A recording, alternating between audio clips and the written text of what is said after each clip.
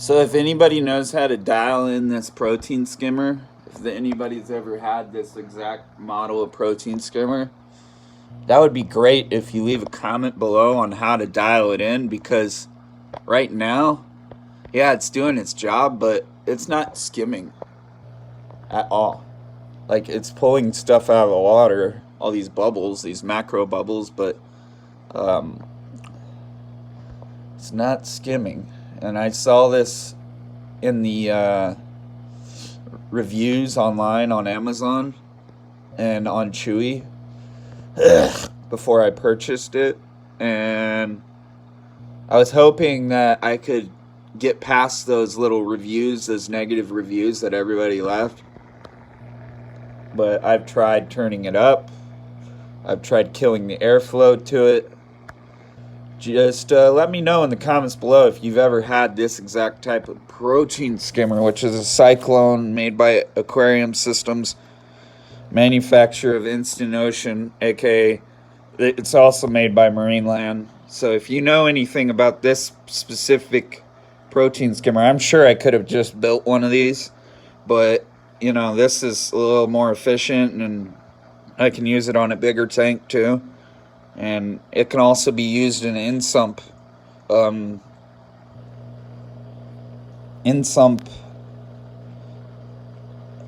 implement. But the water looks pretty clear. I mean, it looked pretty cloudy last night once I poured one and only in, but that's just because it was getting rid of all the nitrites and the bad algae back there. It is still a little cloudy, but it cleared up for the most part. But yeah, that's what I'm talking about. All those little macro bubbles you probably can't even see. But they look a lot like this. So I'm intending that's what you're supposed to be pulling out of the tank, because that's what my other one pulls out of the tank.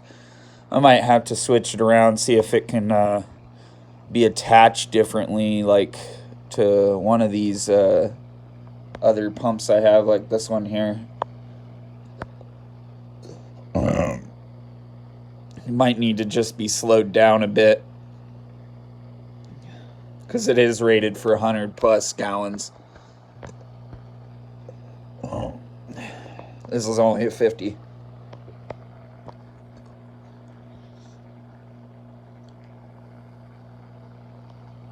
The tank's swimming around. That's all that really matters. But yeah, I'm not going to leave this in this spot. I just put it there to test it out and figure out if it works correctly and if the reviews were correct, or if, I can adjust it in some fashion. But yeah, if this doesn't work, I'll be going to an ESOP's, which is about $150, and that'll take like 3 or 4 months. But this will have to do for now. And the good thing about this is when I don't need it on this anymore, when I build the sump for that thing over there, don't mind the mess on the ground. I just poured everything that was sitting on top of that thing off the top of the lid. Anyways, basically I rearranged everything. That's going to be the new the plug-in for all this stuff, and wow, it fell off the wall. I just noticed that.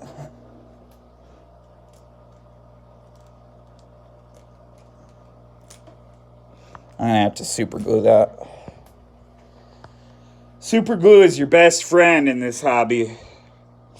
It'll help you with things. This is a concrete wall. Eventually, we want to put all the tanks on the concrete wall and leave them about a foot from the wall or more.